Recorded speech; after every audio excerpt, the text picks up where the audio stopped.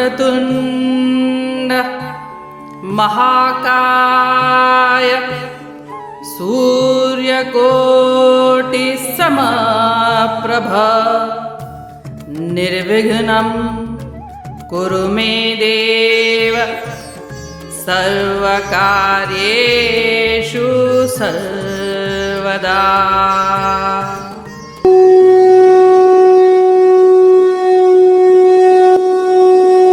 अध्याय 4 श्लोक 14।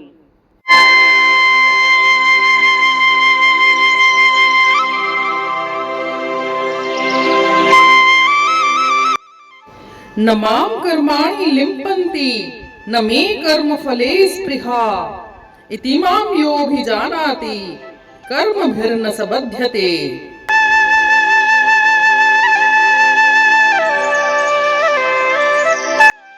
अर्थात न तो कर्म मुझे दूषित करते हैं और न ही मैं कर्म के फल की कामना करता हूँ। जो मेरे इस स्वरूप को जानता है वह कभी कर्म फलों के बंधन में नहीं पड़ता।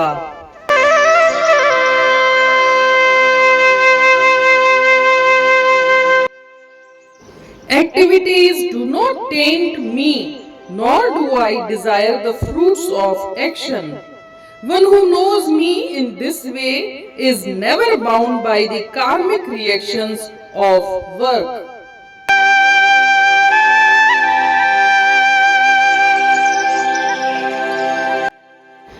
इस श्लोक में श्री कृष्ण भगवान कह रहे हैं, न माम कर्माणि लिम्पन्ति न मे कर्म फले स्पृहा। अर्थात कि विश्व की रचना हो या सारे कर्म करते हुए भगवान उन कर्मों से अपना संबंध नहीं रखते हैं।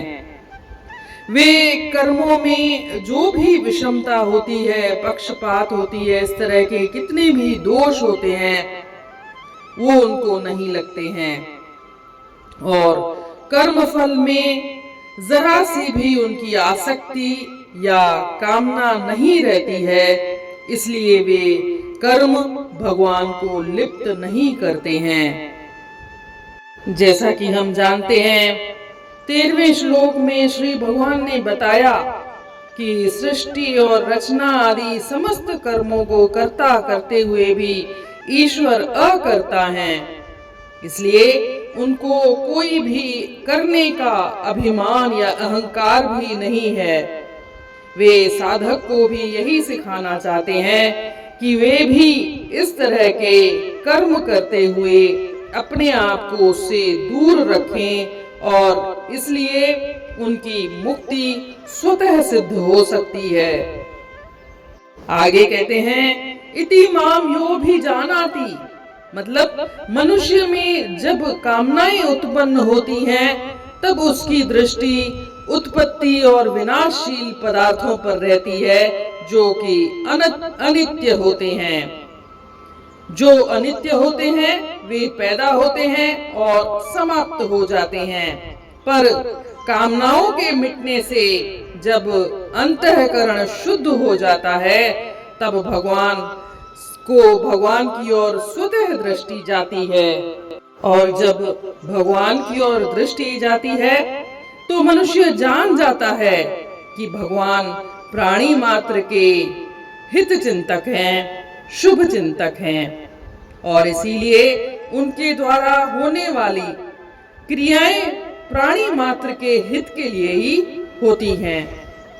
भगवान तो जीवों को कर्म बंधन से मुक्त करने के लिए उन्हें मनुष्य शरीर देते हैं।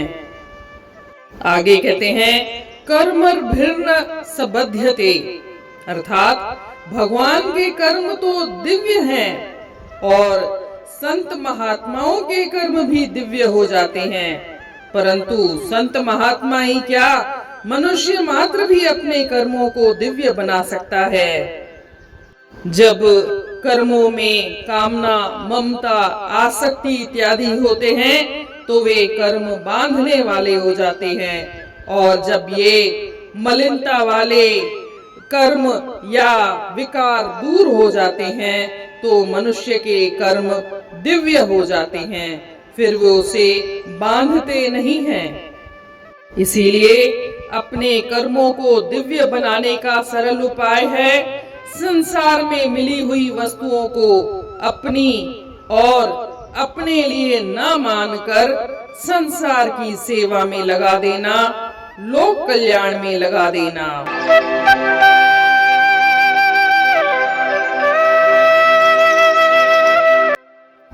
न कर्मन जो मूते थिए थो असर, धर्यान जो न कर्मन जे फलते नजर, मुखे जो बि अहिड़ीअ तरह ॼाणे थो, न कर्मन में सो पाण खे आणे थो।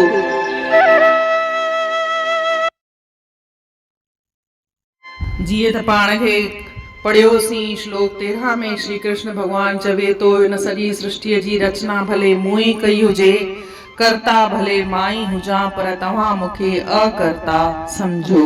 इन सां साबित तो थिए त ईश्वर में कोई अभिमान या अहंकार जी भावना कोन आहे ऐं उहो सिख्या तो ॾियणु चाहे त साधक खे बि अहंकार ऐं अभिमान जी भावना न रखणु घुर्जे।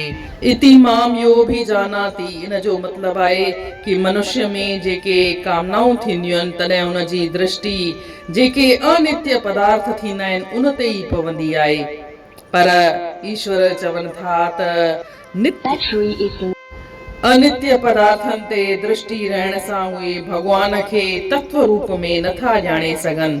इन करे कामनाउनि जे मिटण सां ई अंतःकरण शुद्ध थी वेंदो आहे ऐं उन जी दृष्टि ईश्वर जे तात्विक रूप ते पवंदी आहे ऐं उनखे ख़बर पवंदी आहे त जेको ईश्वर आहे उहो प्राणी मात्र जो भलो चाहण वारो आहे। भगवान त हुनखे कर्म बंधन सां मुक्ति ॾियण लाइ ई मनुष्य शरीर ॾिनो आहे। अॻियां चवनि था कर्म भिर्न स बध्यते, मतिलबु भगवान जा कर्म त दिव्य आहिनि, संत महात्माउनि जा कर्म दिव्य आहिनि, पर इंसान बि पंहिंजा कर्म दिव्य ठाहे थो सघे। इहे दिव्य कर्म कीअं ठहंदा? पंहिंजे कर्मनि जी जेका मलिनता आहे, जीअं कामना, ममता, आसक्ति, इहे जेके कर्मनि खे पाण खे ॿधीन था, उन्हनि सां पाण खे मुक्त करे छॾिजे त उहे कर्म दिव्य थी वेंदा आहिनि। इन करे पंहिंजे कर्मनि खे दिव्य करण जो सभिनी खां सरल उपाय आहे संसार में मिलियल शयुनि ऐं पदार्थनि खे पंहिंजे लाइ न मञी करे संसार जी शेवा में लगाए छॾणु, लोक कल्याण में लगाए छॾणु। इन रीत अध्याय 4 जे श्लोक 14 जो अर्थ पूर्ण थियो। सुभाणे ॾिसंदासीं श्लोक 15। तेसीं ताईं जय श्री कृष्ण।